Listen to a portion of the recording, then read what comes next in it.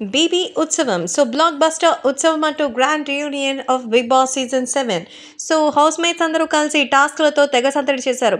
So, anchor Sreemukhi host చేసినటువంటి ఈ ఈవెంట్‌లో మొత్తానికి పల్లవి ప్రశాంత్‌ని కౌగిలించుకుని రతికా రోజ్ అయితే ఏకంగా ముద్దు పెట్టేసిందట. సో, రతికా రోజ్‌కి సంబంధించి మరి 'బిగ్ బాస్' హౌస్‌లో పల్లవి ప్రశాంత్‌తో రొమాన్స్‌కి ప్లాన్ చేశారు. కానీ రైతు బిడ్డ పల్లవి ప్రశాంత్‌తో ఎంత కారాలు, మిరియాలు నూరిందో చూసాం. ఏదో మొత్తానికి ఒక గేమ్ ప్లాన్ చేసుకుంది కానీ మిస్‌ఫైర్ అయ్యేసరికి వాళ్ళిద్దరి మధ్య చాలానే కాస్తంత గ్యాప్ పెరిగింది. దీంతో 'బిగ్ బాస్' హౌస్‌లో ఈ రచ్చలు మనకు అవసరం లేదని రతికా రోస్‌ని దూరం పెట్టాడు పల్లవి ప్రశాంత్. దీంతో శివాజీ మధ్యవర్తిత్వం చేసి ఇద్దరిని కలిపే ప్రయత్నం చేశారు. ఈలోపు రతికా రోస్ ఎలిమినేట్ అయి బయటికెళ్ళిపోయింది.